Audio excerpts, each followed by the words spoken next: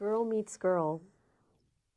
Eternity opens with the dark back of a jazz pianist hunched inside himself. Girl, with your chipped tooth, distressed shoes, dark hair that reminds me of Florence. I speak cotton soft to my broken heart, now a vegetable for the dead. So I make my move, espionage behind champagne flutes and clink of cocktail glasses. In bathrooms, I know couples moan, finger each other, deja vu trapped within tiled walls. Telepathy is a dirty habit. After all, night is the come what may we all want to be. Nighttime is kissing to dirty movies that echo starlight. Night means obscenities under a freeway without complaint, our last far-out trip. Companionless, your hands press upon the black hole jukebox. In a poem about desire, seduction, intimacy, there's also a real loneliness that takes hold by the end of the poem. Do you think that despite our attempts at intimacy, death imposes an inescapable solitude on us all?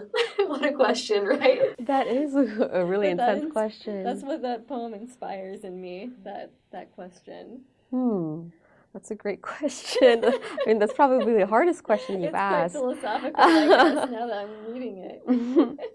Well, there's definitely desire in it for sure, Yes, and like you said, desire and seduction. I feel there is a relationship between sort of the ecstatic and also, I guess if you want to call it death or the death of something, and how they interplay with each other.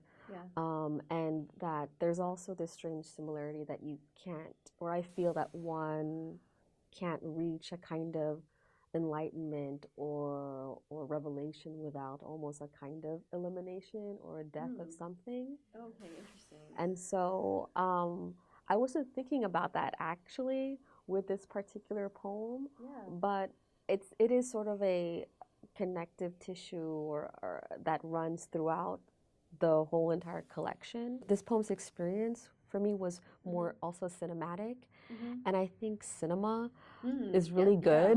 You know, like some maybe like older surrealist sort of cinema, maybe new wave cinema, kind of play or navigate through those feelings, but through the visual. And so when I was writing that, I was also saturating myself in some kind of visual stimuli with what I thought, had a connection with my own sort of personal philosophies. By the end of the poem, do you see it, for you, is it more of a celebration at the end that we're able to escape loneliness at all? Or? Bittersweet would probably be a pretty accurate feeling that this poem is trying to articulate at the end. And that the sweetness and the bitter, again, these sort of things cannot exist without each other. And there are moments I still don't have the answers to these questions. Like each of these poems were kind of like these personal journeys, right? Like, what does it mean to encounter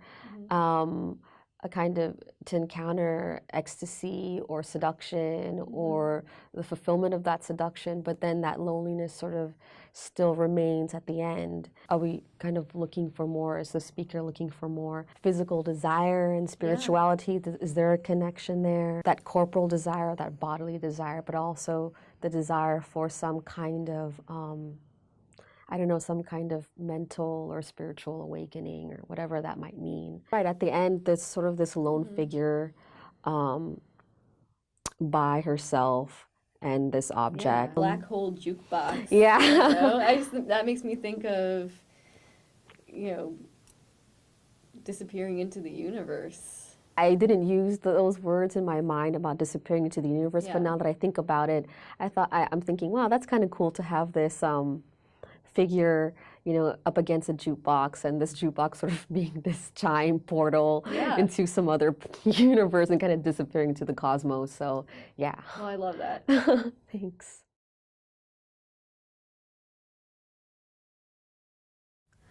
The young. Chatterbox of a slow boy, a thing, a toy. May he have life like an unfallen tree. What if lush life sounded young monk Savoy, and bruised arms became trumpets in rapt joy? What God, if I God, let me be more than she. Chatterbox of a slow boy, something, some toy, frantic for love in dark clubs.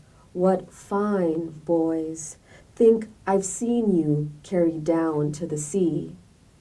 What if lush life sounded young monk Savoy, and days always tasted that good, agree?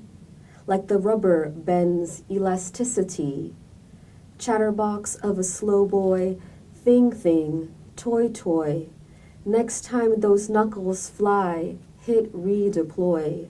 Dance some, even when city burns ×3. What if lush life sounded young monk Savoy? Through ash, broke glass, Venus is viceroy. Who can tell its weight when reflex joy's small knee? Chatterbox of a slow boy, I thing, I toy. What a life, lush sounded young monk Savoy. This is a villanelle, but it's a little unusual because you've got the slashes that break up each line into 3 or 4 smaller pieces or phrases. I'm wondering how that artistic choice originated. I can't say that I've been a huge fan of the villanelle, but I do appreciate those poems that sort of have this heightened sense of musicality when it comes to form or some kind of formulaic sort of poetic shape. I'm also really interested in kind of disobeying that. I wanted to see what would happen if I would put these slashes in place. And it came up with many different, in different ways. Sometimes I tried dashes. There were moments I was just putting spacing at the end. And then there was something about the slashes that felt a little bit more drastic for me, maybe a little bit more dramatic. And it was also challenging because I knew that there will be moments where I would have to take consideration into those slashes while I'm reading. And I couldn't always do that every time, but I love that there was some kind of place there where I had to be disciplined, even though I wasn't always quite following it. Does it change? Do you ever change up the way you read? All the time. There are moments I will follow it and kind of the instructions I gave to myself, but I mean, I would drive myself crazy. I would mess up all the time. So every now and then I feel that if I'm reading a poem, it will just have its own sort of musical experience, and I'll just read it how it is. Well, I love that you brought up the musicality of it, because you have a lot of poems in your book that are ekphrastic, and including this one. To me, it seems that way anyway.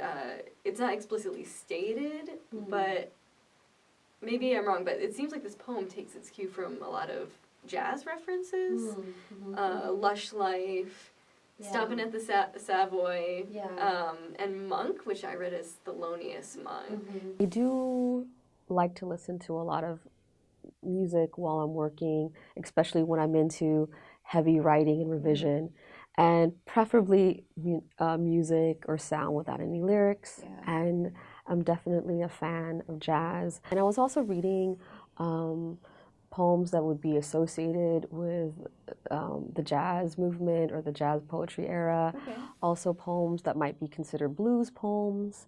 And I was also looking at old vintage album covers, vintage jazz album covers. And I guess I just saturated myself for like a while just writing this one singular poem. And I kind of just ran with it in a way where I didn't want to feel that too apologetic with what I was doing. And And at the same time, there was also the subject matter that was sort of lingering in my mind of the young, and trying to think how I could best represent sort of that intimate subject matter, but with a soundtrack background, and it just felt right.